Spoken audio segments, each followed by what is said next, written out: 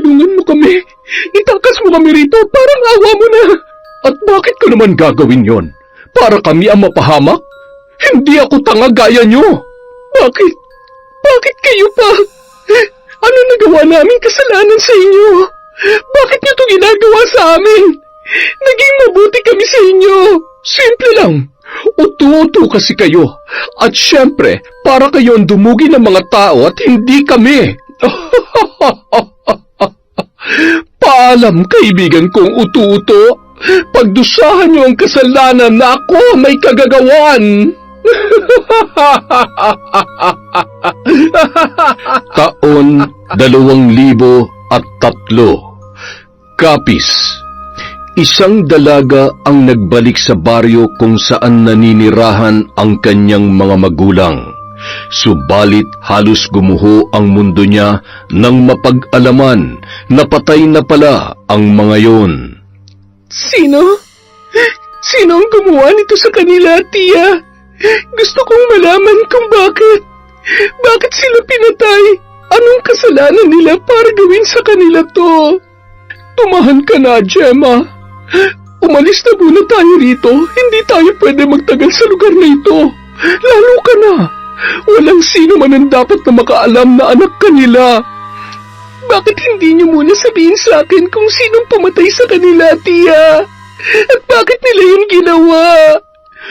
Saka na ako magpapaliwanag dahil maging ako ay hindi ko rin alam kung sino-sino sila. Sino-sino? Ibig sabihin, marami po sila? May mga paparating. Tayo na, bilis. Hindi tayo pwede makita rito, Rosana, kung gusto mo pang makapaghiganti. Wala nang nagawa pa si Rosana nang hatakin siya ng tiyahin niyang si Gemma, paalis sa dating kinatitirikan ng bahay ng itay at inay niya, na ngayon ay sira-sira na dulot ng pagkasunog. Si Rosana ay galing sa Maynila at doon nagtatrabaho, kaya naiwan ang mga magulang niya sa probinsya. Pero di kalaunan, lumipat din ito sa isang baryo kung saan walang nakakaalam na may anak silang dalaga. Ilang taon rin ang pananatili ni Rosana sa Maynila. Buwan-buwan siyang nagpapadala ng panggastos sa kanyang mga magulang. Ang totoo niyan, galing talaga sila sa lahi ng mga mambabarang. Pero mas pinili nila na ibaon na sa limot ang tungkol doon. Namuhay bilang mga normal na walang alam sa itim na salamangka. Tanging si Gemma lamang ang nagpatuloy sa gawaing yon na pinagkakakitaan niya pa. Pero hindi inaasahan ni Rosana na sa pagbalik niya, ang tanging madadatnan niya lamang ay ang pinaghalong abo ng katawan ng kanyang mga magulang at ang abo ng mga nasunog na gamit. Kung hindi pa pala ako umuwi, hindi ko pa malalaman na patay na pala sila. Wala ba kayong balak sabihin sa akin yon, tiya? Hindi naman sa ganoon, Rosana. Kung alam mo lang, lagi akong sinasabihan ng inay mo na kung ano man ang mangyari sa kanila ay huwag kong ipaparating sa'yo dahil ayaw nila mag-alala ka at para maipagpatuloy mo ang maganda tahimik mong buhay sa Maynila. Kaya pinaniniwala niyo lang ako na buhay sila kahit hindi naman talaga. Wala akong balak makipagtalo sa iyo, Rosana. Pero kung gusto mo maghiganti, tutulungan kita. Gusto ko ring malaman kung sino ang mga walang hiya na gumawanan sa kapatid ko at sa asawa niya. Ano pong ibig niyo sabihin, tiya?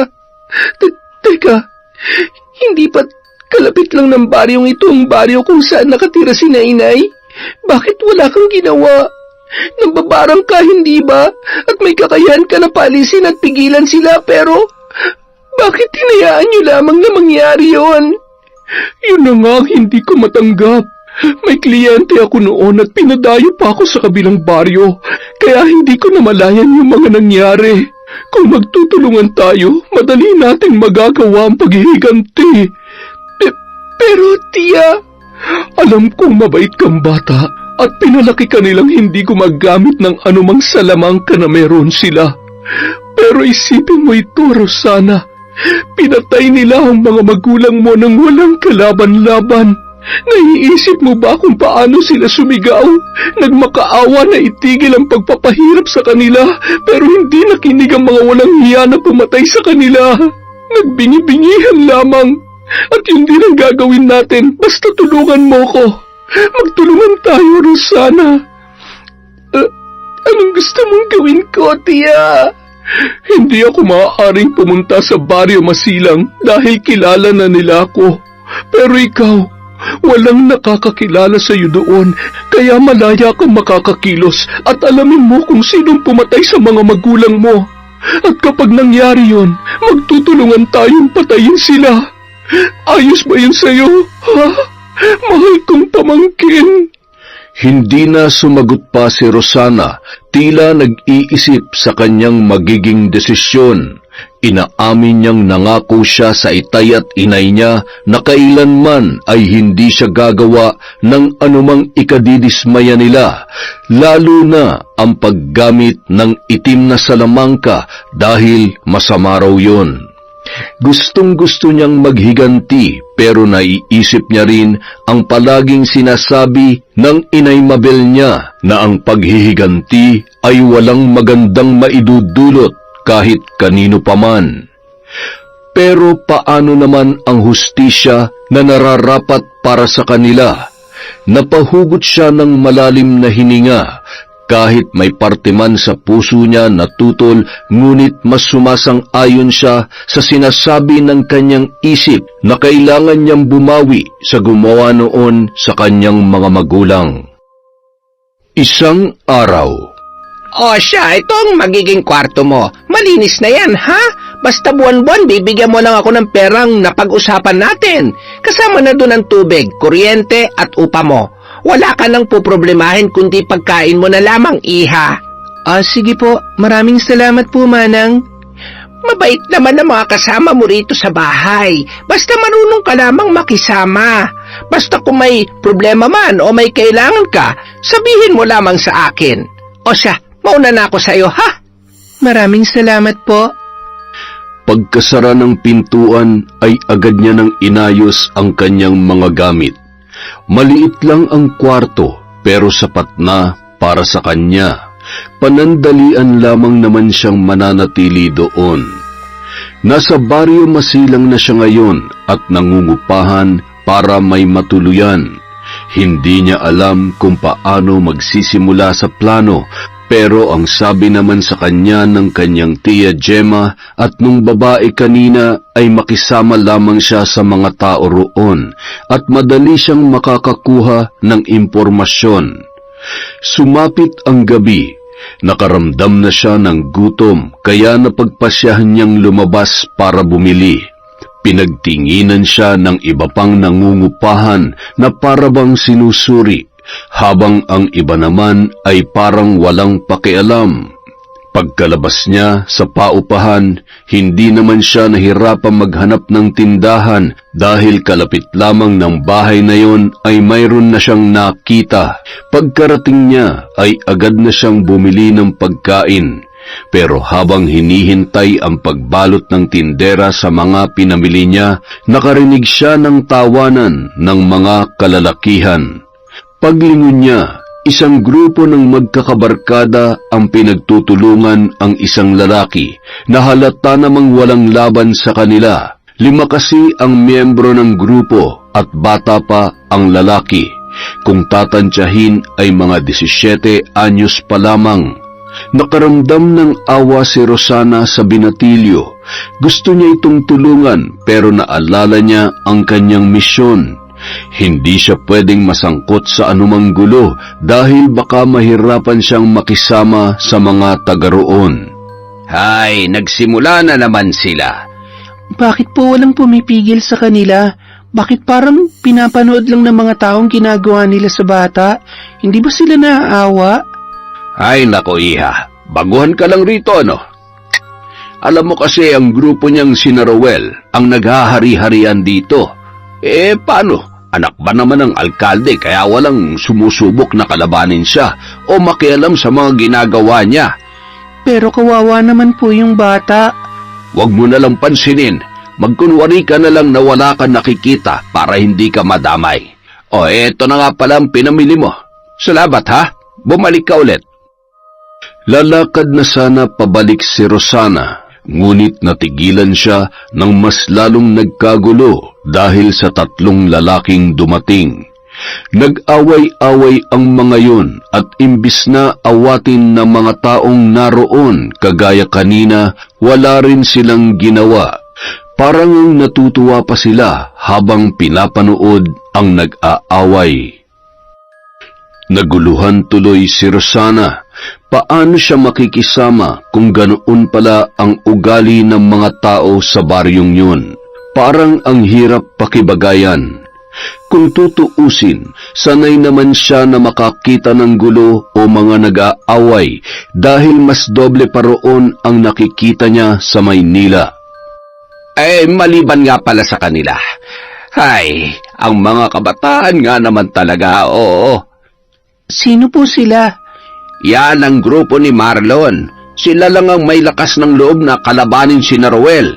Parating nagkakainitan ng dalawang grupo na yan. Pero gaya ng sinabi ko kanina, huwag mo na lamang silang pansinin. Titigil rin yung mga yan kapag tumba na ang isang grupo. Kahit medyo may kaba sa dibdib ni Rosana, lakas loob pa rin siyang dumaan kung saan nag-aaway ang mga kalalakihan. Wala naman siyang ibang alam na daan pabalik sa kanila. Ilang hakbang na lang sana at makakalayo na siya, ngunit biglang may bumangga sa kanya. Mabuti na lamang napasandal siya sa isang poste nang mabangga siya ng isang lalaki na kasama sa mga nag-aaway. Ayos ka lang, miss. Pasensya na, ha? Ako nga pala si Jandy. Ikaw, anong pangalan mo? Hoy, Ugok! Nakikipagharutan ka na dyan. Meron pang kalaban dito. Alam mo, parang pamilyar ka sa akin. Pero saka na lang tayo magkwentuhan, ha? May tatapusin lang kami. Dumiretso na si Rosana sa inuupahang bahay at hindi na nakapagsalita pa. Napaisip rin siya dahilan para makabuo ng plano. Yung grupo ni Jandy na nagpakilala sa kanya, pwede niyang magamit dahil mahilig naman sila sa gulo. Kaya hindi malabo na may alam ang mga yon sa kaguluhan na nangyari noon sa kanyang mga magulang. Habang kumakain, yon ang kanyang iniisip.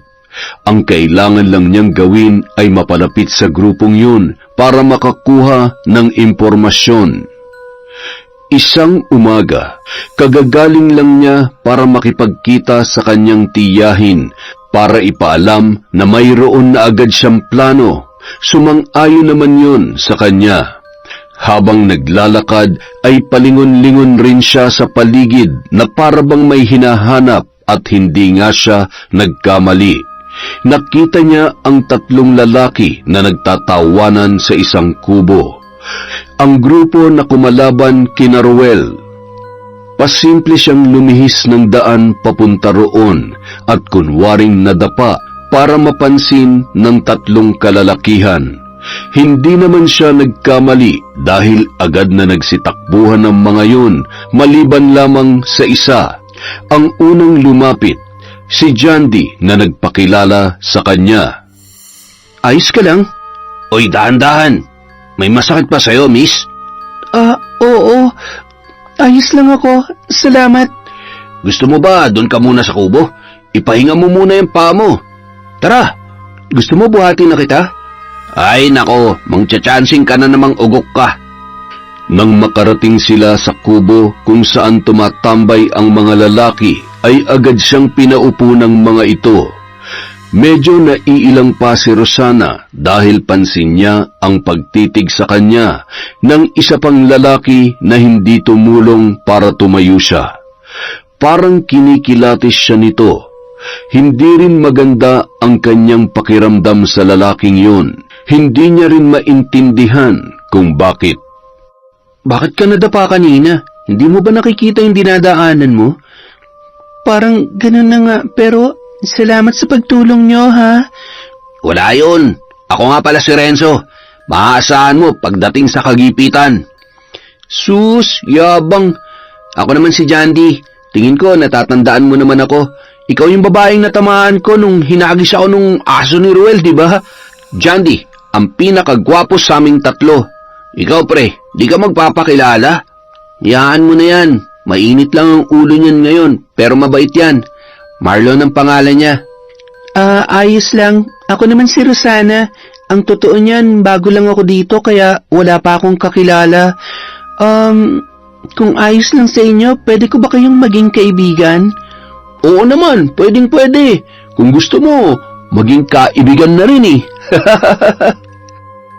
Natawa na lamang si Rosana habang si Renzo naman ay napailing sa pinagsasasabi ng kanyang kaibigan. At ang isa naman na nagngangalang Marlon ay tahimik lang sa isang tabi habang nakatingin sa malayo.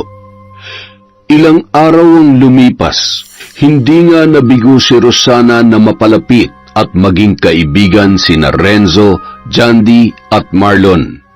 Pagminsan pa nga ay binibisita siya ng mga ito sa inuupahan niya at minsan ay doon na kumakain.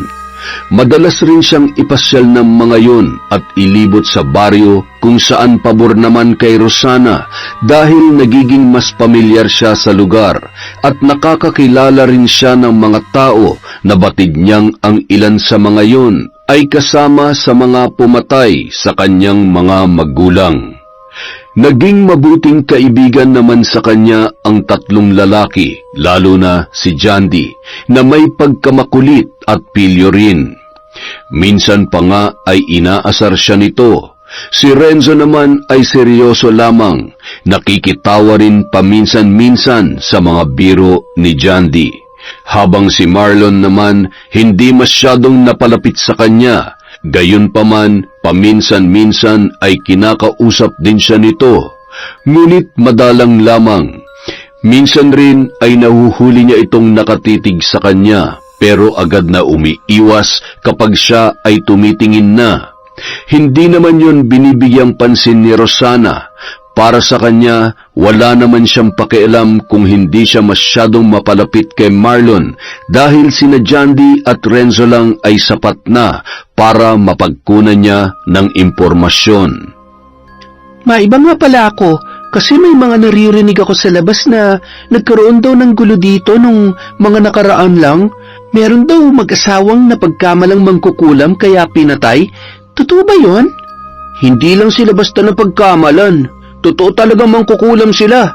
At ang masaklap pa, nang bibiktima sila ng kung sino-sino lang kahit wala namang ginagawa sa kanila. Tama siya. Marami ng mga nagkalat na mangkukulam o mambabarang rito sa baryo natin. Pero umalis rin dahil kay Mang Bencio. Isang magaling na albularyo na lumalaban sa mga ganong klaseng nilalang.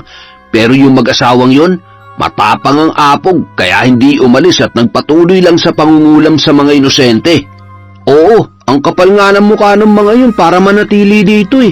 Nagkataon na nagkasakit noon si Mang Bencio, kaya ayun, taong bayan na mismo ang kumilos para paalisin sila. Ay hindi, para patayin pala.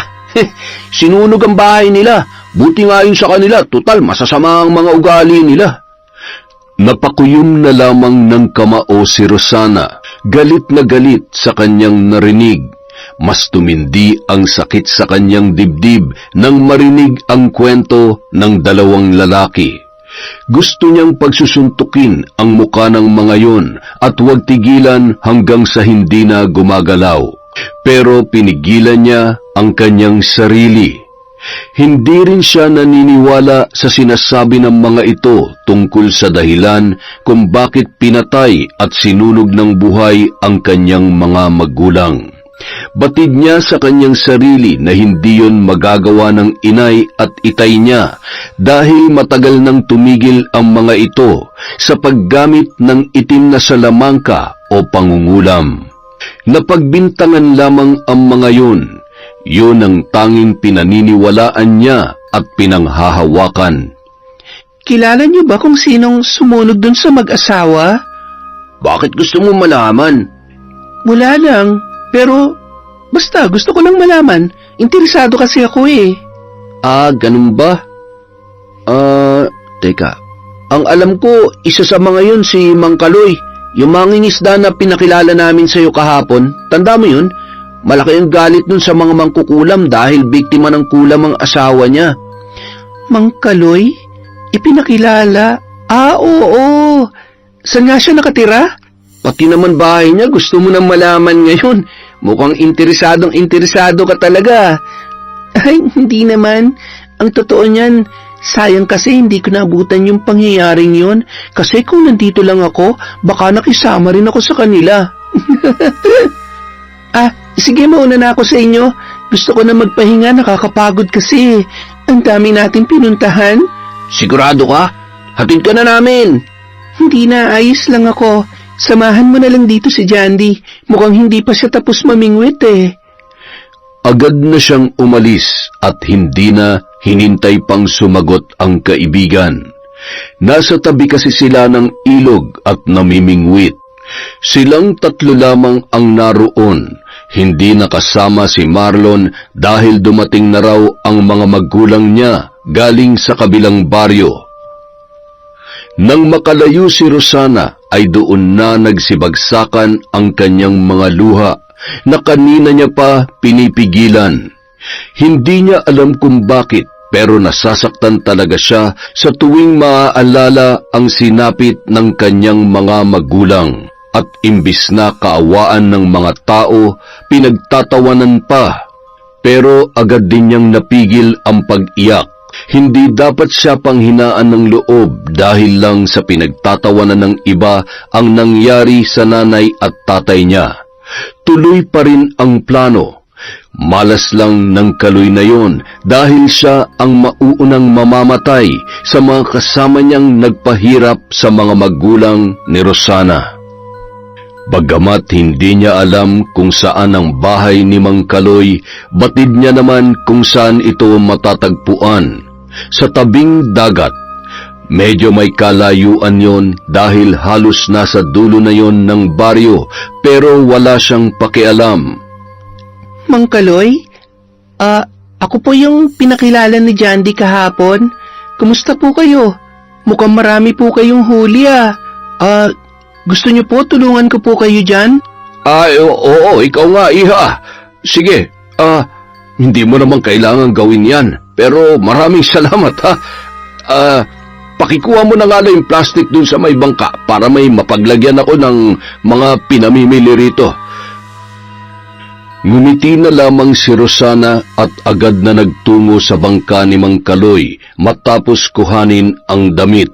Hinanap rin niya ang plastic na tinutukoy ng matanda at agad naman niyang nakita. Napatingin siya sa damit na nakasampay sa gilid ng bangka. Katatanggal lamang nun sa katawan ni Mang Kaloy. Naalala niya ang sinabi ng Tia Gemma niya. Kailangan niya makakuha ng kahit anong gamit na pagmamay-ari ng bibiktimahin upang maisagawa ang ritual. At yung damit ang kanyang nakita. Lumingon-lingon muna siya sa paligid bago mabilis at palihim na sinuksok sa tagiliran niya ang basang damit. Pagkatapos ay agad na siyang bumalik sa kinaroroonan ni Mang Kaloy. Heto na po, Mang Kaloy. Ay nako, salamat. Pasensya ka na sa abala, ha. Hayaan mo't bibigyan na lang kita ng isda pagkatapos nito. Ayos lang po. Mauna na po ako sa inyo. Dumiretso na si Rosana sa kabilang baryo kung saan naroroon ang kanyang tiyahin. Nagmamadali at nanginginig pa siya dahil sa kagustuhan na makapaghiganti kay Mang Kaloy. Naabutan niya si Gemma na kasalukuyang nakaupo sa gitna ng mga nakapalibot na pulang kandila. Pero agad naman itong tumigil nang makita si Rosana. Ano? Nakakuha ka na? Opo, tiya. Heto ang damit ni Mang Kaloy. Isa sa mga sumunog ng buhay kina inay at itay. Mabuti kung ganon. Akala ko ay nakalimot ka na sa ating plano. Mag-iisang buwan na kasi, wala ka pa rin nagagawa. Sa tingin ko tuloy, nawili ka na sa pakikipagkaibigan sa 3 binatilyong yun. Hindi naman po kasi ganong kadali, tiya. Hindi ko naman pwedeng madaliin ang lahat dahil baka makahalata sila. Ay, hindi na bale. Bumalik ka na lang sa baryong yon. Dumiretso ka sa gubat malapit sa inuupahan mong bahay. Doon ko dadalhin ang katawan ni Kaloy at ikaw na ang bahala sa gagawin mo. Hindi po ba kayo sasama, tiya? Hindi mo na ako kailangan doon, Rosana. Gagamitan ko lamang siya ng orasyon upang hindi sila makapanlaban sa'yo. Pero itong tandaan mo, kahit anong pakiusap niya, wag na wag kang maaawa sa kanya. Naiintindihan mo ba? Opo, tiya. Oh, sige na. Ay, siya nga pala. Huwag ka magtataka kung mula ngayon ay may parating susunod sa iyong ibon. Isa yung uwak. Kapag gusto mo akong makausap o may bagong biktima na naman, sulatan mo lamang ako at ibigay mo sa uwak na yon. Nasa ilalim siya ng orasyon ko, kaya anuman ang naisin mo, susundin niya. Hindi na nagsayang pa ng oras si Rosana para magtanong. Wala naman siyang magagawa kung yon ang gusto ng kanyang tiyahin. Pagkaalis niya roon ay dumiretso na siya sa likod ng bahay na kanyang inuupahan. Madilim sa parteng yon pero may kaunting liwanag naman dala ng mga ilaw sa likod bahay. Saglit pa siyang naghintay doon. Iniisip kung ano ba ang maaaring gawin kay Mang Kaloy. Malinaw sa kanya na papatayin niya ito pero hindi niya alam kung papano. Pahihirapan ba muna o diretsong pagpatay na? Makalipas ang ilang minuto, may natatanaw na siyang figura ng isang tao na papalapit sa kanyang kinatatayuan. At habang lumalapit ito, ay unti-unti niya nang nakikilala. Si Mang Kaloy na nga. Naglalakad ito na parang wala sa sarili. Hindi na siya nagtaka pa kung bakit. Malamang ay nasa ilalim na ito ng salamangka ng kanyang tiyahin. Rosana, mabuti nandito ka. Tulungan mo ako. Hindi ko makontrol ang sarili ko at kung sana lang humaakbang ang mga pa ako papunta rito. Tawagin mo si Mang Bencio. Kinukulam yata ako. Hirap sa pagbitaw ng mga salita si Mang Kaloy dahil bukod sa parang may kumokontrol sa kanya, pakiramdam niya rin ay mayroong kamay na nakasakal sa kanyang leeg. Pero imbis na sumagot si Rosana ay kumuha siya ng isang malaki at matigas na kahoy. Saglit niyang tinitigan si Mang Kaloy bago hinambalos ang paanan ng matanda, dahilan para mapaluhod ito. Anong ginagawa mo? Bakit mo ginawa yon? Bakit ko ginawa? Bakit hindi mo tanungin ang sarili mo? Hindi kita maintindihan, Iha. Ano ba nangyayari? Aray ko, ano bang kasalanan ko sa'yo? Sa akin? O baka mas tamang sabihin na sa mga magulang ko? Hindi ko alam kung anong pinagsasasabi mo. Mabuti pa, tumawag ka na lang ng tulong at saka natin pag-usapan kung ano man ang problema mo. Ang bilis mo naman yatang makalimot. Hindi mo na ba maalala yung mag-asawang sinunog niyo ng buhay? Saglit na natahimik si Mang Kaloy na tila nag-iisip, pero bigla na lang siyang tumawa na lalong ikinainit ng dugo ng dalaga. Kung gano'n ay anak ka pala nila. Tingnan mo nga naman ang pagkakataon. May anak pala ang mga demonyong yon. Anak na mukhang anghel pero isa ring halimaw gaya ng mga magulang. Kayo ang demonyo. Wala namang ginawa sa inyong inay at itay ko. Pero anong ginawa nyo? Pinatay nyo sila. Pinatay nyo sila nang walang kalaban-laban. Walang ginawa. Sila lang naman ang pumatay sa aking asawa. At sa iba pa na naging biktima rin ang pangungulam ng mga magulang mo. Inosente sila. Napagbintangan lang sila. Hindi sila ang walang awang pumapatay sa mga taga rito. Kahit ano pang sabihin mo, hindi na mababago pa ang katotohanan na masasama ang mga magulang mo at halimaw sila. Dapat lang silang mamatay. Ang tanga ko lang dahil naging mabait ako sa anak ng mga halimaw na yon. Kung alam ko lamang, ako na mismong gumilit sa leeg mo at sinunog rin gaya ng ginawa namin sa mga magulang mo. Nagpantig ang pandinig ni Rosana sa mga sinabi ng matanda. Kaya sunod-sunod niya itong hinampas ng matigas na kahoy na kanyang hawak. Pagdaing at pagtawa lang ang lumalabas sa bibig ni Mang Kaloy. Napatigil si Rosana nang mahuli ng matanda ang kahoy na inihahampas niya. Tumayo ito at parang biglang nawala ang orasyon ng kanyang tiyahin dahil nakakakilos na si Mang Kaloy. Bagamat masakit pa rin ang katawan, dala ng mga hampas ni Rosana. Nag-agawan sila sa armas na yun. Ngunit dahil nga likas na mas malakas ang puwersa ng mga lalaki kesa sa babae, agad na natumba si Rosana sa damuhan na puno ng mga tuyong dahon at si Mang Kaloy na ang may hawak ng matigas na kahoy. Sabihin mo kung sino pa sa ang kanyong walang awang pumapatay ng mga inosenteng tao dito. Nang sa ganon, matapos na rin namin ang buhay nila para doon na kayo magkita-kita sa impyerno. Kung meron mang masama rito, kayo yon, hindi kami. Hindi ang mga magulang ko. Mga wala kayong awa. Kami pa talaga ang mga walang awa. Mga kampon kayo ng demonyo. Ang mga katulad nyo ay walang puwang na mabuhay dito sa mundo. Napapikit na lamang si Rosana nang humugot ng puwersa ang matanda para ihambalos sa kanya ang matigas na kahoy. Pero agad din siyang napamulat nang marinig niya ang pagdaing nito. Nakahawak sa leeg niya at sinasakal ang sarili.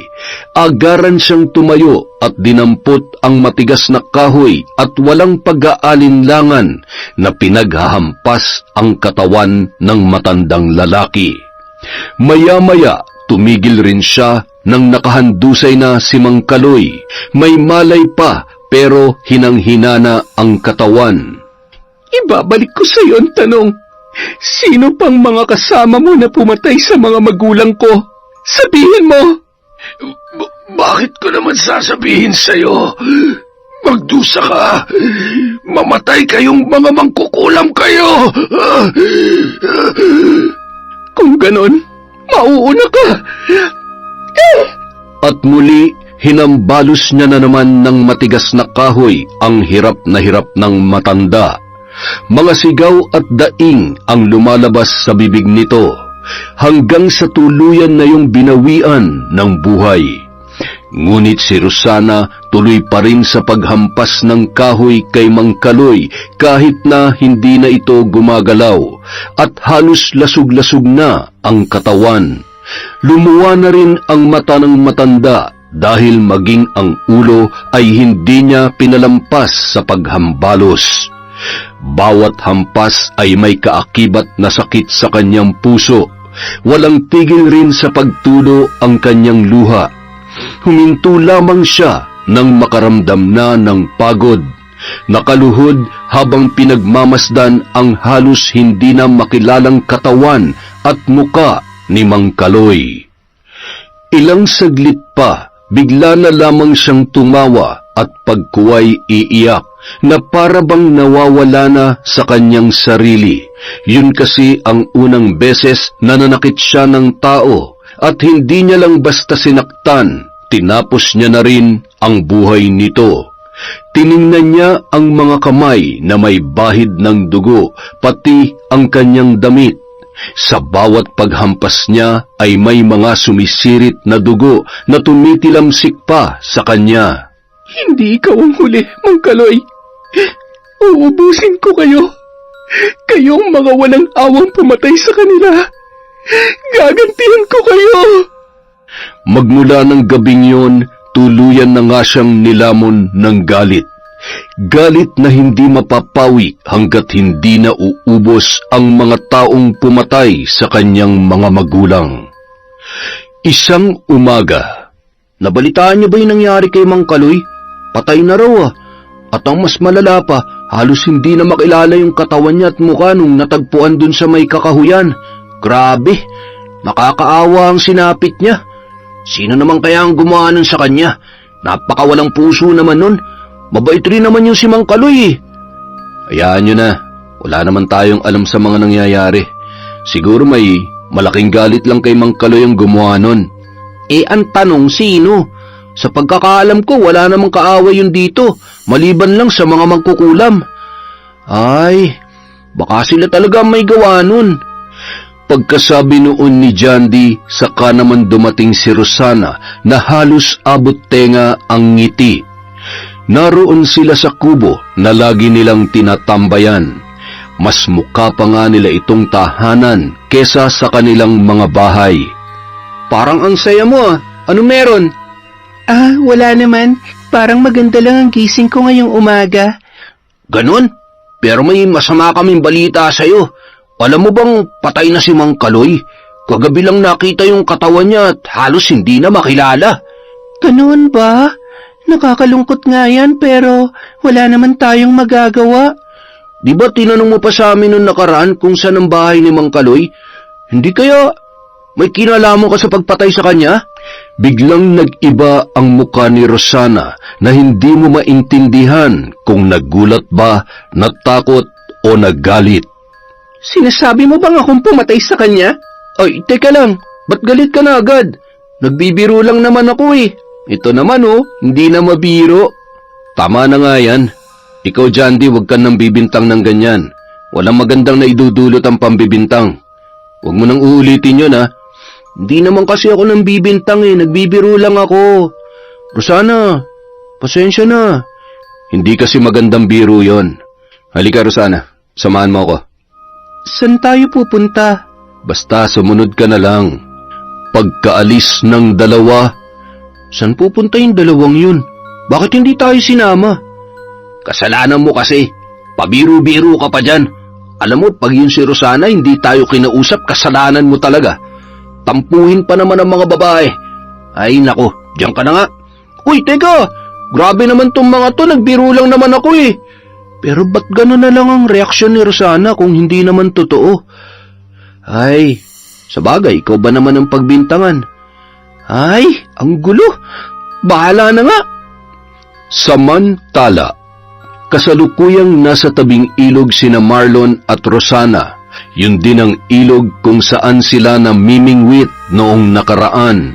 Umupo sila sa damuhan at pinagmamasdan ang magandang tanawin na nasa kanilang harapan. Bakit tayo nandito? Gusto ko lang ng tahimik na lugar para makapag-isip. Bakit mo pa ako isinama? Kung gusto mo makapag-isip, dapat mag-isa ka lang. Gusto rin kitang makasama. Ha? Ang ibig kong sabihin, makausap. Gusto kitang makausap, Rosana. Tungkol naman saan? Tungkol sa'yo, sa buhay mo. Gusto pa kitang mas makilala. Magkwento ka naman. Bakit naman gusto mo akong makilala? Wala naman. Hindi naman siguro masamang mas makilala ko pa ang kaibigan ko, hindi ba? Nitong mga nakaraan yun, dalawa lang ang lagi mo nakakausap dahil nga masyado ako naging abala. Gusto rin kitang mas makilala at gusto kong kilalanin mo rin ako bilang magkaibigan. Ayos lang ba yan? Hindi malaman ni Rosana ang kanyang isasagot. Hindi niya rin mawari kung bakit tila ba lumalakas ang tibok ng kanyang puso sa tuwing sumusulyap sa kanya ang kanyang kaibigan. Pero ang totoo niyan, ayaw niya talagang magkwento dahil wala naman siyang dapat na ikwento. Patay na ang kanyang mga magulang at ang tiya Gemma niya na lamang ang alam niyang natitira niyang kamag-anak. At kung sakaling magkukwento siya, baka hindi niya mapigilan ng umiyak at ilabas ang galit tungkol sa pagkamatay ng mga ito. At kapag nangyari yun, baka mabuko pa siya ni Marlon. Pasensya na, masyadong malungkot ang buhay ko kaya ayaw ko magkwento. Tsaka wala rin naman akong oras para sa mga ganyan. Sige na, mauna na ako sa'yo. Teka, sandali lang. Sige na nga. Kung hindi ka pa handang magkwento sa akin, ayos lang. Ako na lang, pwede? Gusto ko lang kasing may mapagkwentuhan ng mga problema ko. Kung ayos lang sa'yo. Hindi na sumagot pa si Rosana, bagkus ay nakinig na lamang sa mga sinasabi ng binata. Napag-alaman niyang hindi pala maganda ang relasyon nito sa kanyang mga magulang. Parating nagtatalo tungkol sa mga bagay-bagay. Lagi ring wala ang mga yun at nagtutungo sa ibang bayan dahil sa kanilang trabaho. Malaki ang tampo ni Marlon sa mga magulang dahil halos wala ng oras ang mga ito para sa kanya. Kaya ang tampo na yun ay idinadaan niya na lamang sa pakikipag-away sa grupo ni Ruel. Pero ni minsan ay hindi naman daw siya nagtanim ng sama ng loob sa mga yun. Lumipas ang mga araw at linggo. Nasundan pa ng ilang beses na pagpatay ang nangyayari sa baryo. May ilan na gaya ni Mang Kaloy ang sinapit, ngunit ang iba ay mahahalata mo talaga na biktima ng pangungulam dahil sa mga butas sa katawan na tila pinaglabasan ng mga insekto. Labis nang nabahala ang mga taga-baryo sa nangyayaring yun, lalo na ang grupo ng mga sumugod noon para sunugin at patayin ang mag-asawang Mabel at Rodel. Halos lahat kasi ng sunod-sunod na pagpatay ay yung mga sumugod doon. Mapalalaki man o babae, binata o dalaga, matanda man o bata ay walang pinipili. Samantala, tuwang-tuwa naman si Rosana habang pinagmamasdan ang lalaking hindi magkamayaw sa pagsigaw, dala ng sakit sa patuloy na pagsipsip, pagngat-ngat at pagkagat ng mga insekto sa kanyang katawan. Labas-masok rin ang medyo may kalakihang uod sa butas ng kanyang ilong at tainga. Tama na! Nakikiusap ako! Itigil mo na to! Pinagsisisihan ko na ang ginawa ko. Patawarin mo na ako! Pakiusap, itigil mo na! Sige, ganyan nga. Sumigaw ka lang hanggang sa bawian ka ng buhay. Gaya na nangyari sa mga magulang ko. Nagsisisi na ako, kaya pakiusap. Nakikiusap ako, pakawalan mo na ako. Hindi ko na kaya. Ano bang gusto mong gawin ko para tigilan mo na ako? Wala kang ibang gagawin kundi ang mamatay. Dahan-dahang lumapit si Rosana sa mesa at kinuha ang may kahabaang tubo sa ibabaw noon at mabagal ang kanyang bawat paghakbang habang papalapit sa lalaki. Gusto niya pa kasing nakikita itong nagdurusa at nasasaktan bago niya yon patayin. Walang pag-aalinlangang hinambalos niya ito sa tiyan at sumunod naman ay sa ulo na naging dahilan ng kamatayan nito. Sumirit ang masaganang dugo sa sahig at ang iba ay tumalsik pa sa kanya. Dilat ang mga mata na namatay ang lalaki. Hinila niya ang katawan nito palabas ng bahay at basta na lamang iniwanan sa madilim na parte ng damuhan. Pagkatapos noon, bumalik siya sa bahay para kunin ang ilang gamit. Sa bahay niya na yon dinadala at pinapatay ang kanyang mga binibiktima o mas dapat na sabihing ginagantihan. Lumang bahay yon sa dulo ng baryo. Nasa parteng kakahuyan na rin yun at napapalibutan ng makapal na damo kaya hindi madaling makita kung hindi sasadyain. Pinahihirapan niya muna ang mga ito gamit ang pambabarang. Nagpapalabas ng mga insekto sa katawan at hinahayaan hanggang sa unti-unting manghina ang biktima at saka naman magdedesisyon si Rosana kung gusto niya na ba itong patayin. Ang tiya Gemma niya naman abala sa mga kliyente nito na nagpapakulam sa kanya. Yun lang kasi ang kinabubuhay noon. Doon siya kumukuha ng pera para mabili ang mga pangangailangan niya. Kaya't minsan na lang siyang makatulong kay Rosana sa misyon na dapat ay silang dalawa. Pero hindi na yun problema para kay Rosana dahil bago pa man maging abala ang tiyahin ay tinuruan na siya nito kung paano ang mga proseso sa pangungulam at pambabarang, pagkontrol sa mga insekto at iba pa. Ibinigay rin sa kanya ng Tia Gemma niya ang libro na gamit ng kanyang mga magulang noon. Doon nakasaad ang lahat ng mga pwede niyang matutunan.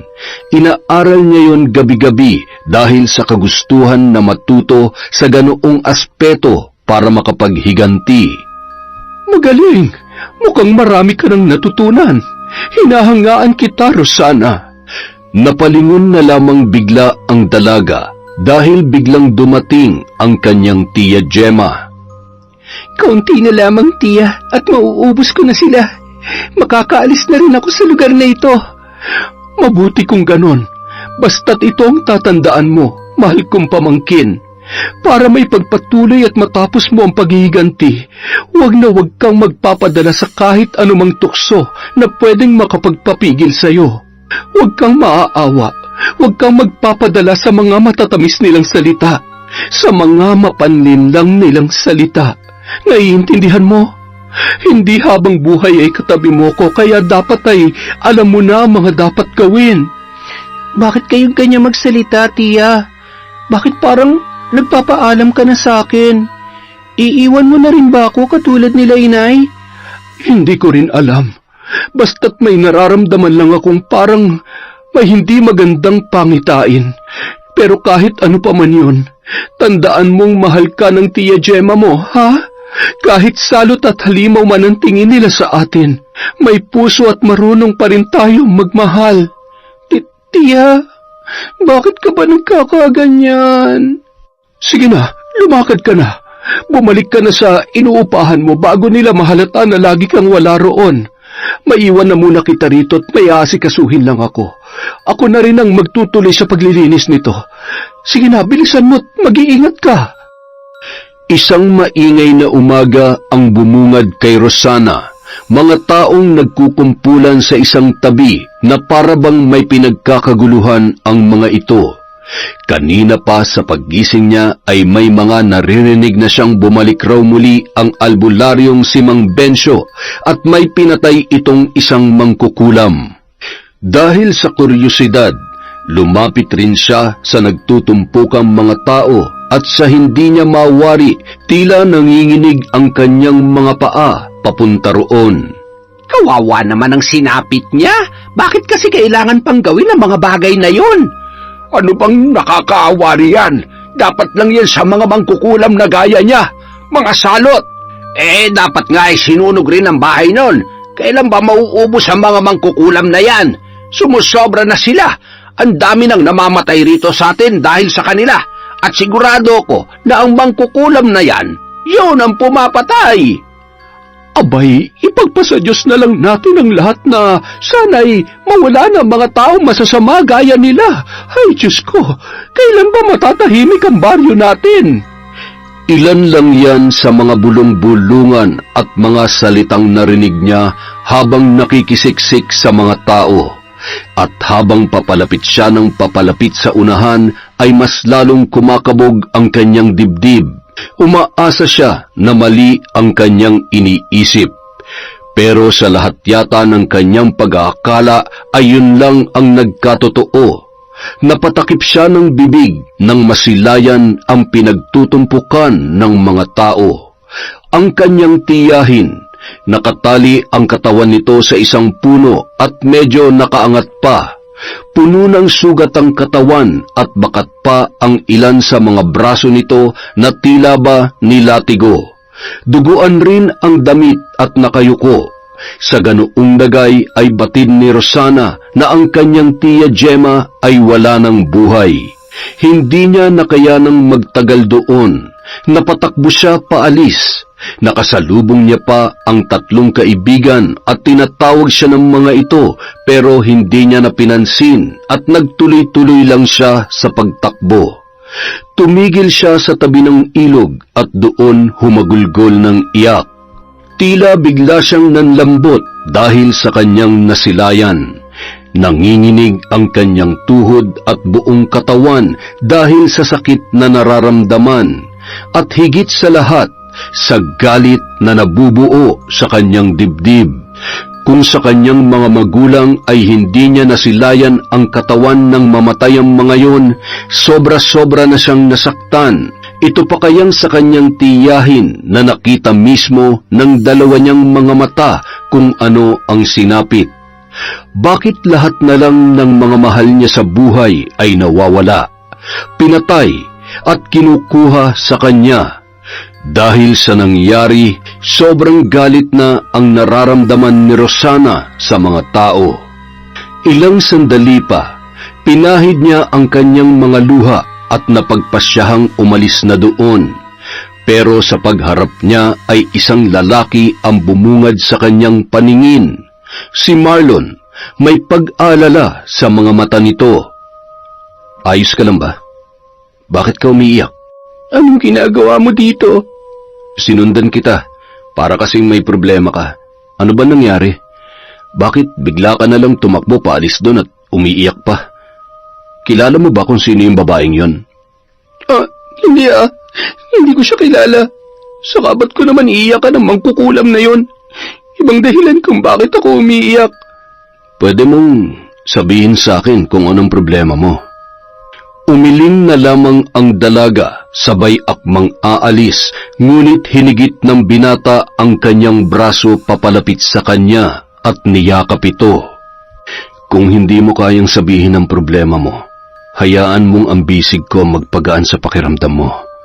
Umiyak ka lang. Ilabas mo lahat ng sakit na nararamdaman mo. Nandito lang ako, Rosana. Nagulat si Rosana sa kanyang mga narinig. Hindi siya makagalaw ng mga sandaling yun. Nabigla siya sa ginawa sa kanya ng kaibigan. Ngunit gayunpaman ay sinunod niya na lamang ang sinabi nito. Muli siyang humagulgol. Batid niyang hindi sapat ang pag-iyak para maibsan ang sakit na kanyang nararamdaman. Pero nababawasan naman ito kahit papano. Pakiramdam niya ay nakahanap na siya ng kakampi na maaaring pagsumbungan ng lahat ng sakit, galit at hirap na kanyang pinagdaraanan. Pero alam niya na hindi yun maaari. Baka mas lalo lang gumulo kapag ipinagtapat niya ang kanyang mga sikreto. Ngunit ng mga sandaling yun, unti-unti niya nang napagtatanto na nagkakaroon na siya ng pagtingin para sa binatang nakayakap sa kanya. Sa tuwing mag-uusap sila ay lumalakas ang tibok ng kanyang puso na hindi niya naman nararamdaman kapag may kausap siyang ibang tao o sina Jandy at Renzo. Hindi niya alam kung bakit niya yon nararamdaman kaya siya ay naguguluhan. Magmula ng araw na namatay si Gemma ay mag-isa ng ginawa ni Rosana ang paghihiganti. Walang sino man ang nakakaalam na siya ang nasa likod ng mga pagpatay dulot ng pangungulam sa kanilang baryo. Mas ginawa niyang brutal ang kanyang paghihiganti. Para sa kanya ay hindi sapat ang kamatayan upang maibsan ang kanyang galit. Gayunpaman, hindi niya naman dinadamay ang mga walang kasalanan, maliban na lang kung nagtatangka ang mga ito na siya ay pigilan. Ang dahilan kung bakit isa-isa niyang nalalaman kung sino ang mga dapat niyang paghigantihan ay dahil rin mismo sa mga kasamahan nito. Napilit niyang pinaamin kung sino pa ang kasama niya. Matapos niyang malaman ang tungkol kay Mang Kaloy at mapatay ito, nagmasid-masid na siya sa paligid. Nakisama hanggang sa napag-alaman niya kung sino-sino ang mga dapat niyang paghigantihan hanggang sa lumawak na ang kanyang nalalaman. Isang gabi, masayang nagtatawanan ang magkakaibigang sina Jandy, Renzo at Marlon kasama si Rosana. Kagagaling lang nilang sabay-sabay na kumain sa isang karinderya.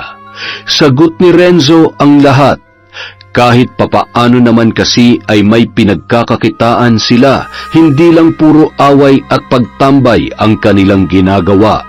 Rumarakit-rakit din ang mga ito sa palengke At dahil sa kanilang apat ay si Renzo pa lang ang nagkaroon ng maayos na trabaho, siya ang nanglibre nung gabing yun. Natigil sila sa pagtatawanan nang humarang si Ruel kasama ang kanyang grupo.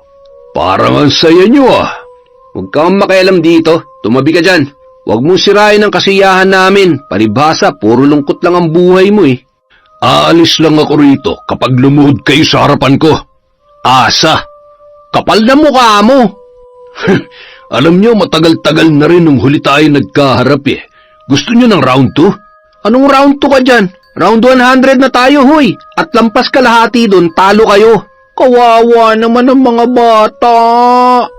Ano bang kailangan mo, Ruel? Pwede ba kung gusto mo makipag-away, wag ngayon? Hindi pa ba sapat yung mga pasa na ibinigay ko sa'yo noong nakaraan para tumigil ka na? Nakakapagod ka na rin eh. Para kang batang kulang sa pansin. Yabang mo ah. Pero sige, aalis ako. Yun ay kung Hinding-hindi kami luluhod sa'yo kaya huwag ka nang umasa. ipakilala nyo naman ako dyan sa babaeng palagi nyong kasama. Anong pangalan mo, Misa? Alam mo, hindi ka dapat nakikipagkaibigan sa mga yan dahil gago rin yung mga yan. Hindi gaya ko na mabait lang.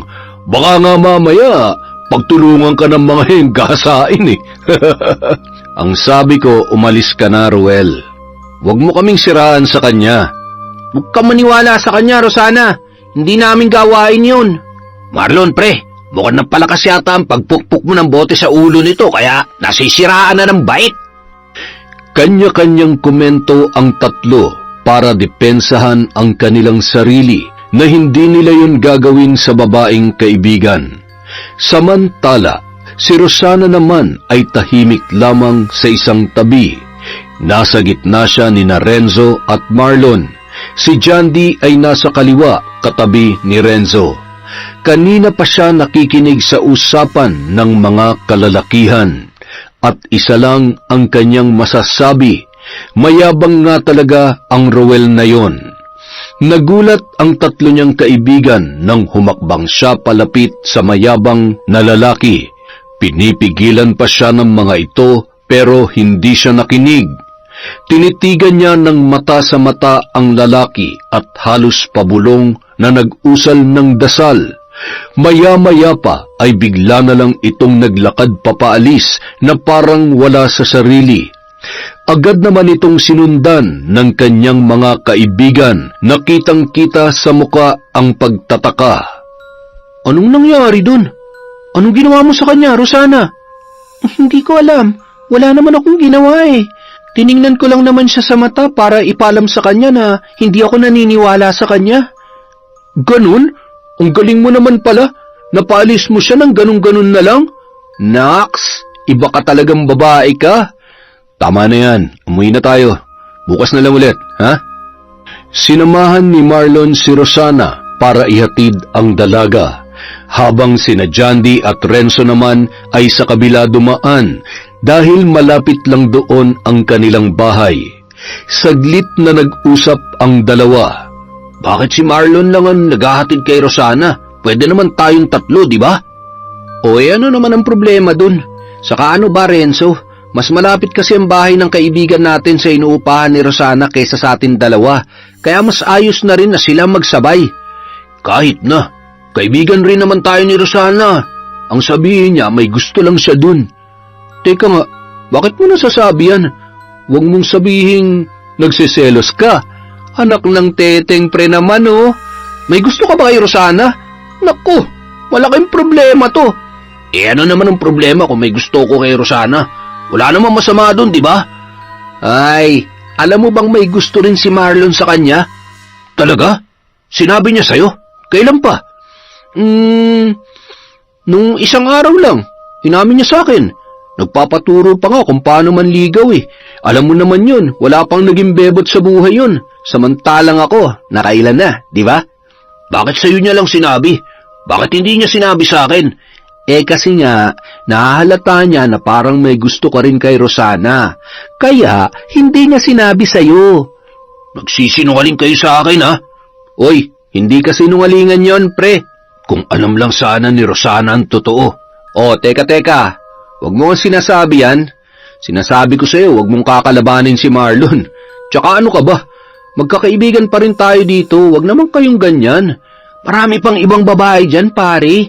Ipaubaya mo na si Rosana kay Marlon. At hindi na sumagot pa si Renzo.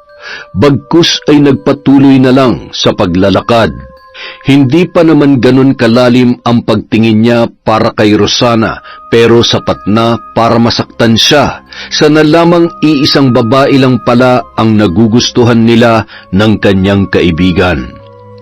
Samantala, Marlon, alam mo naman siguro kung saan nakatira si Mang Bencio, no? Yung albularyo. Gusto ko sana siyang makita at makausap. May itatanong lang ako sa kanya. Pwede mo bang ituro sa akin kung nasan ang bahay niya? ano bang kailangan mo sa kanya? Hindi mo na kailangang malaman. Basta gusto ko lang siyang kausapin. Sasamahan na lang kita. Hindi na, kaya ko naman yon. Alam mo, kasi si Mang Bencio, magaling na albularyo yun. Minsan nga, hindi ka pa nakakapagsalita, alam niya na agad kung anong kailangan mo sa kanya. Ganon siya kagaling, kaya kung gusto mo talaga siya makausap, sasamahan kita. Napakibit balikat na lamang ang dalaga, mukhang walang balak ang kaibigan na sabihin sa kanya.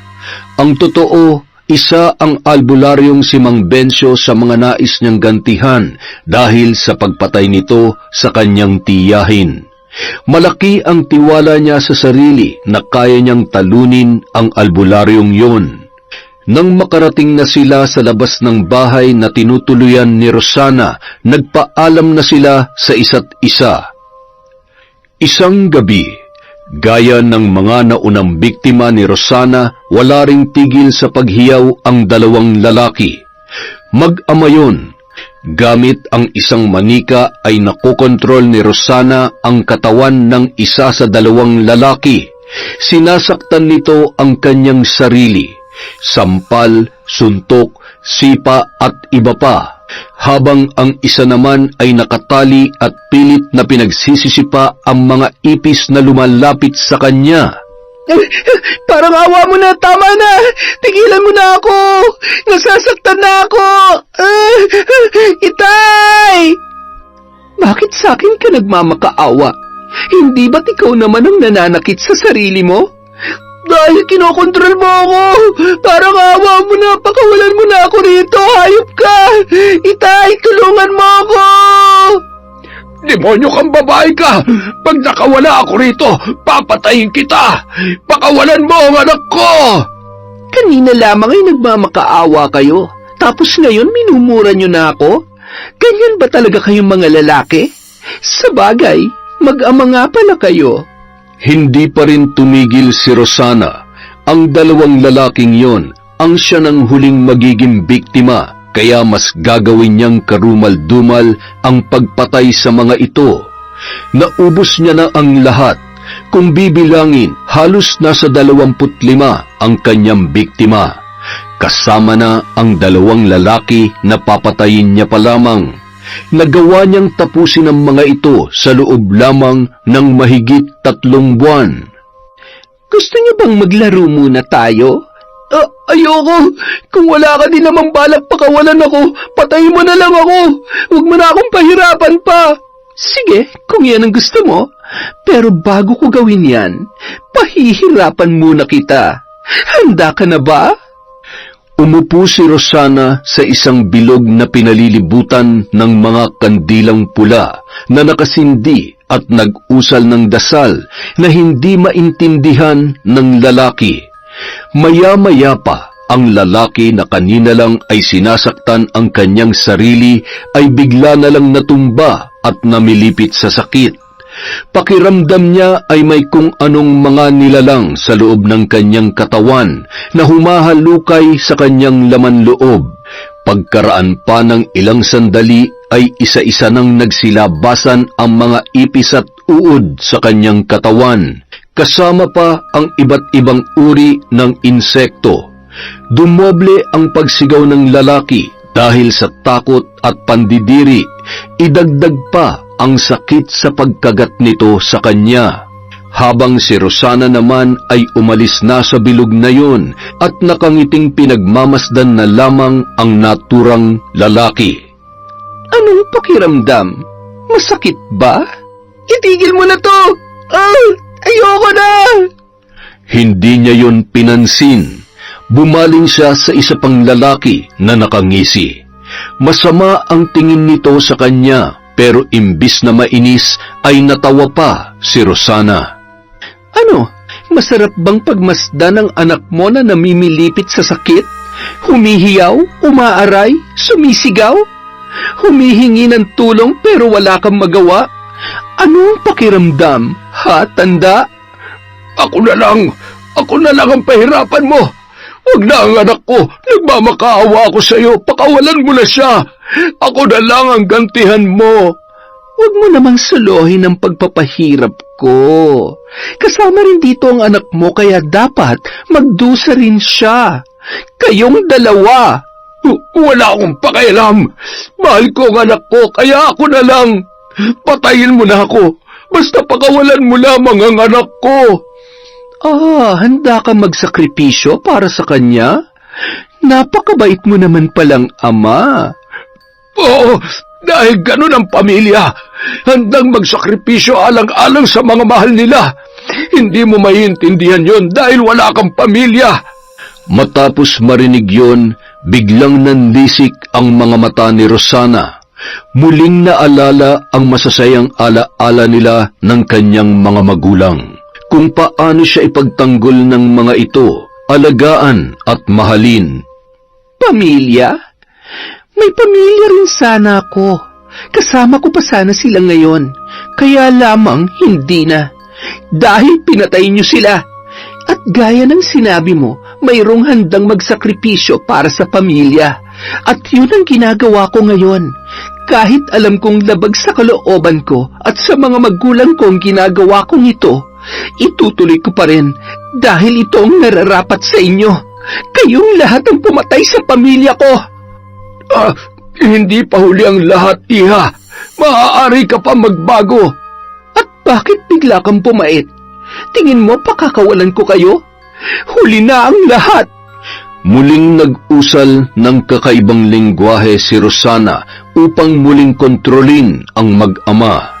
Tinanggal niya ang tali sa matanda upang makapaglakad ito, habang ang anak naman ay unti-unti na ring nilalayuan ng mga insekto.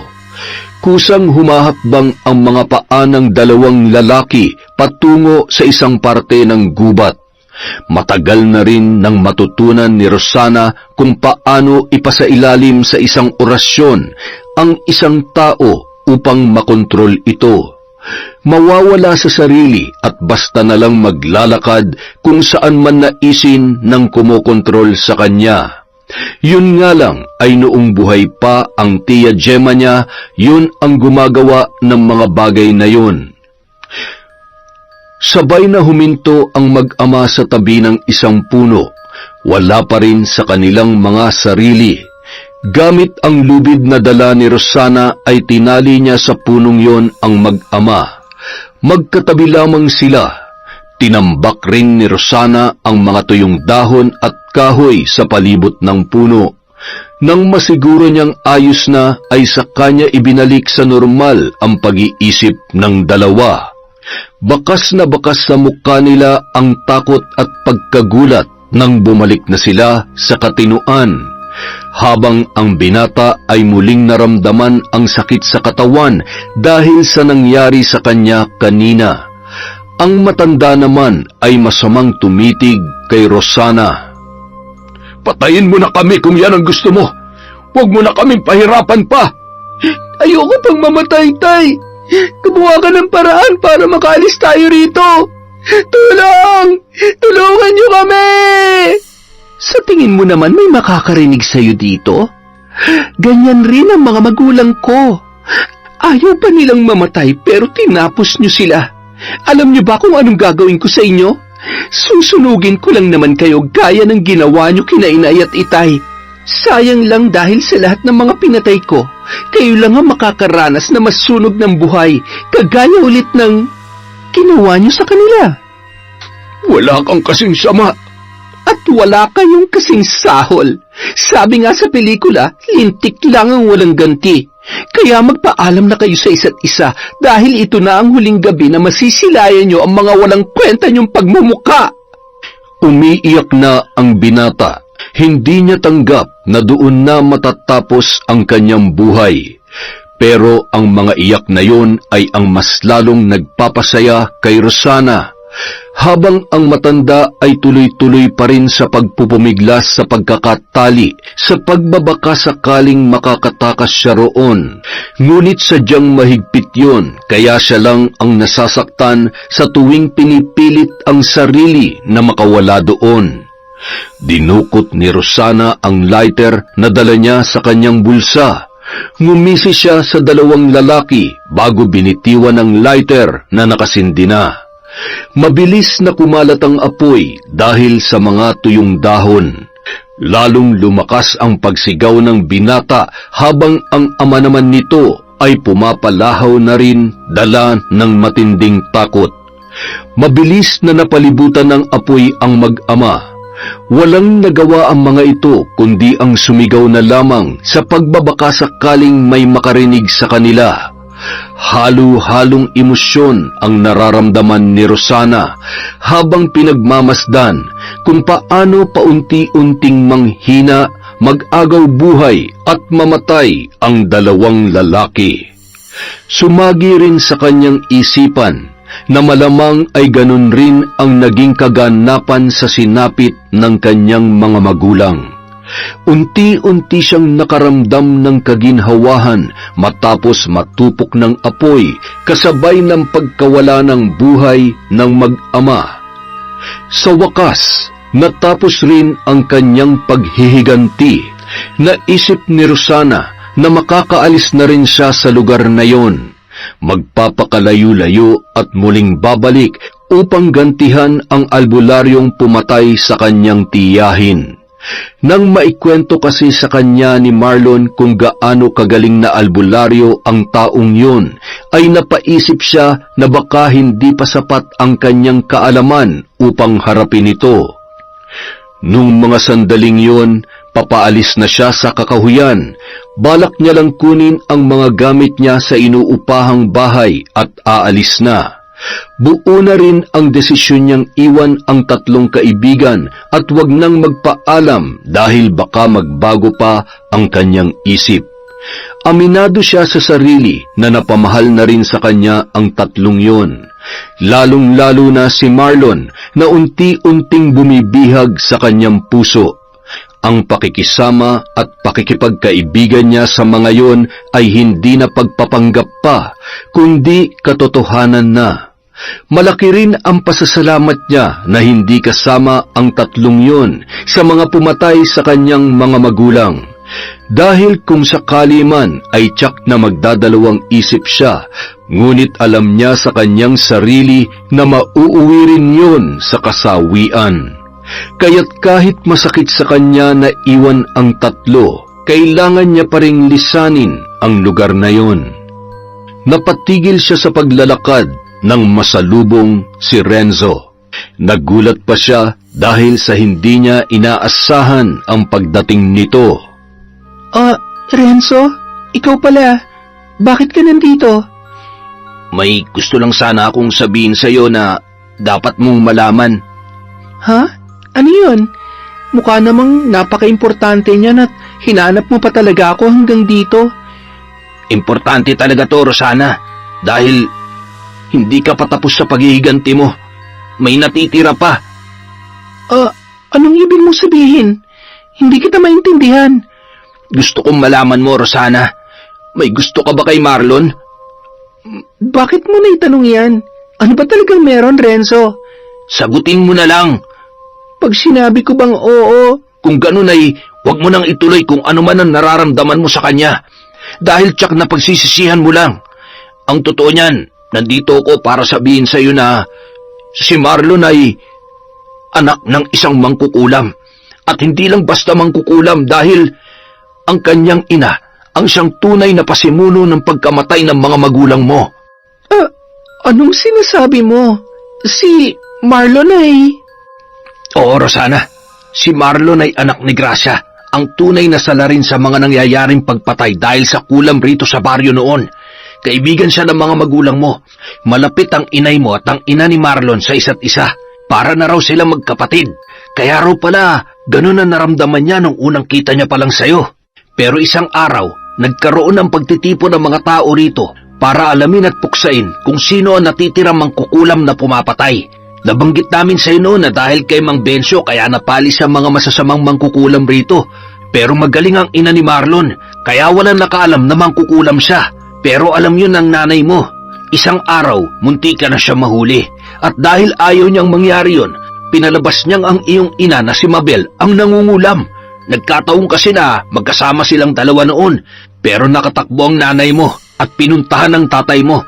Tatakas sana sila pero bago pa man sila makalabas ng kanilang bahay, pinalibutan na ng apoy ang paligid noon. Ilang beses na humingi ng tulong ang nanay mo sa ina ni Marlon para itakas sila bago pa matupok ng apoy. Pero wala siyang ginawa. Masama ang nanay ni Marlon at alam din ni Marlon ang tungkol sa bagay na yun. Kusang bumagsak ang luha sa mga mata ni Rosana matapos marinig ang mga sinabi ng kaibigan. Hindi siya makapaniwala. Hindi niya lubos akalain, pero gusto niyang maliwanagan. Nais niyang marinig ang panig ni Marlon tungkol dito, kaya matulin siyang tumakbo patungo sa bahay ni na Marlon. Ni hindi niya natanong pa kay Renzo kung paanong nalaman nito ang tungkol sa pangyayaring yun, lalo na ang paghihiganti niya. Natagpuan niya si Marlon na nakasandal sa isang puno sa labas ng kanilang bahay. Ang tinitirikan ng bahay nila ay medyo malayo sa ibang kabahayan. May distansya hindi gaya sa iba na halos magkakadikit. May mga punong nakapalibot din. Nakarating na siya doon noon pero hindi naman siya nagtagal. Sumilay sa mukha ng binata ang saya nang makita niya si Rosana. Ngunit agad din na napawi yon nang salubungin siya nito ng malakas na sampal at malakas na tinanong kung ano ba ang mga sinabi ni Renzo. Nagulat pa siya, ngunit agad din na nawala nang tila na pagtanto ang lahat. Totoo yun, Rosana. Si inay ang pinaka naging dahilan ng pagkamatay ng mga magulang mo. Alam mo? Matagal mo nang alam ang tungkol doon? Bakit hindi mo sinabi sa akin? Makinig ka mabuti. Oo, alam ko. Alam ko ang tungkol doon, pero nito ko lang din nalaman. Naalala mo ba nung gabing pinatay mo si Mang Kaloy? Nandun ako nung gabing yon. Palihim ko kayong pinapanood.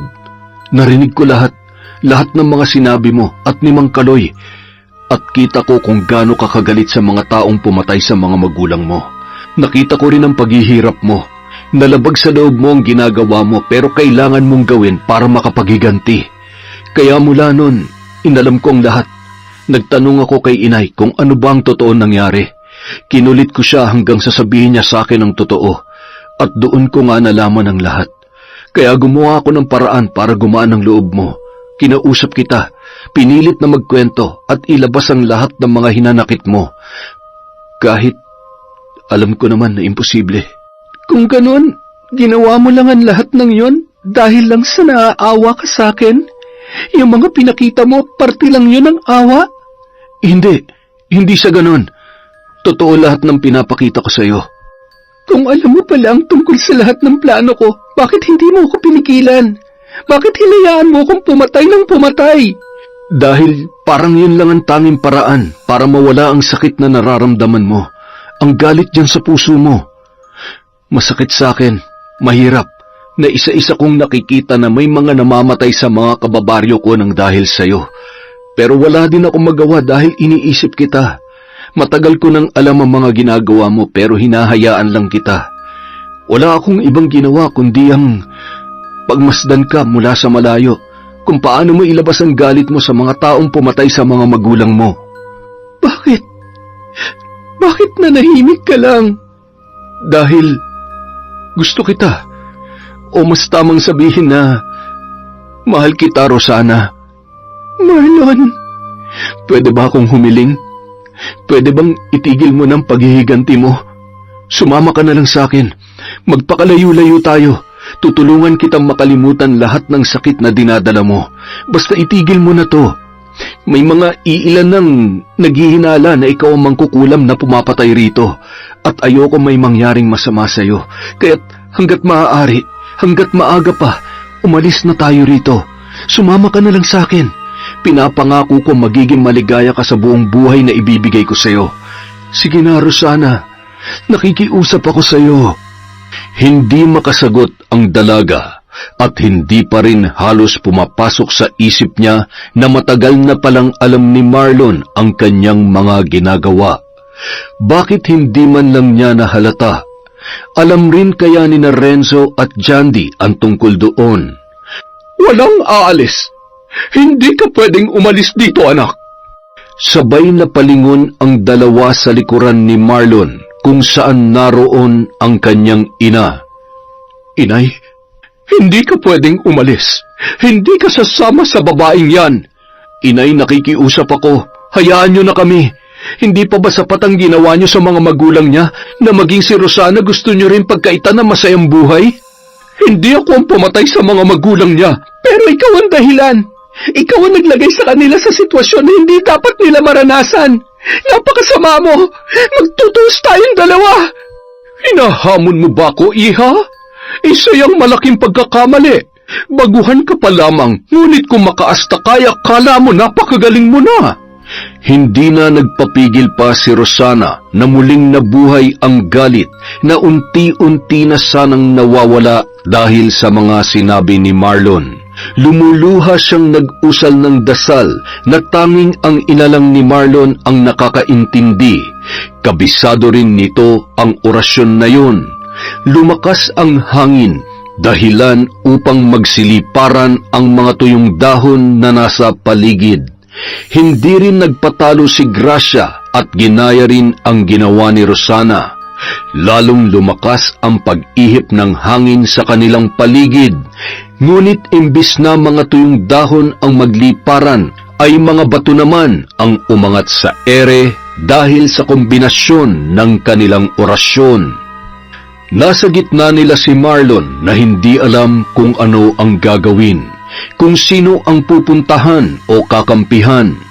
Wala siyang alam pagdating sa mga ganoong bagay dahil hindi naman siya interesado doon. Tingin mo ba ay kaya mo ko, ha, Rosana? Hindi ko hahayaan na makuha mo ang anak ko sa akin.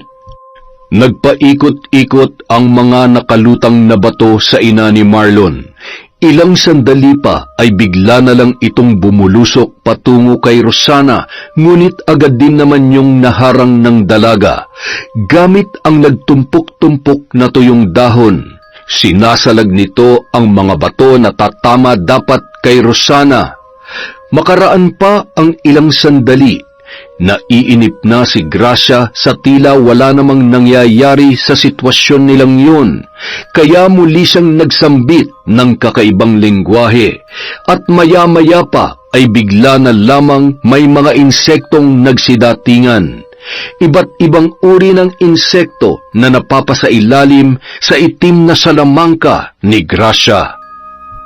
Inay, tumigil ka na! Itigil mo na to, pakiusap! Hayaan mo na kami ni Rosana! Hindi sumagot ang kanyang ina. Imbis na sagurin si Rosana ng mga insektong yon, tumungo ang mga ito sa ibang direksyon. Guguluhin nila ang mga tao at palalabasin ko na ikaw ang may gawa nito, Rosana. Nang sa ganon ay maggaya ka sa sinapit ng mga magulang mo. Kaya sige na, mga mahal ko, dumugin ninyo, mga tao! Muli na naman sanang maglalaban ang dalawa nang biglang may dumating na tatlong kalalakihan. Mga albularyo, kasama doon si Mang Bencio. Ngayon alam na namin ang totoo, na mulat sa pulpaman, ikaw na ang salarin sa mga patayan na nagaganap sa baryong ito. Wala ka nang kawala ngayon, Gracia! Huwag mo nang tangkaing lumaban o tumakas pa dahil hindi na namin hayaang mangyari yon. Mga hangal kayo! Hindi ako ang pumapatay! Siguro oo noon. Ngunit ang mga patay ang nangyari nitong nakaraan. Kagagawa ng babaeng yan. Kaya siya dapat ang kalabanin ninyo at hindi ako. Nagawa ko lang yun dahil gusto kong gumanti. Gumanti sa ginawa nila sa mga magulang ko. Gumaganti ka man o hindi, hindi pa rin may tatago na ikaw ang pumatay sa kanila. Gamit ang mga insektong kontrolado ni Gracia, pinasugod niya ang mga ito sa 3 albularyo upang makalayo siya. Ngunit hindi yun hinayaan ng mga ito. Habang si Mang Bencio ay nag-uusal ng dasal dahilan upang matigilan si Gracia at napatakip sa kanyang tainga na tila may malakas na tunog siyang naririnig. Lumapit si Marlon kay Rosana na naghahanda na rin sanang labanan ang mga albularyo kahit batid nitong wala siyang laban dahil maging si Gracia ay hindi rin kinaya ang 3 yun. Sumama ka na sa akin. Magpakalayo-layo na tayo dito. Paano? Siguradong papatayin din nila ako dahil sa mga ginawa ko. Ayoko. Kung papatayin nila ako, mamamatay akong lumalaban. Makinig ka, Rosana.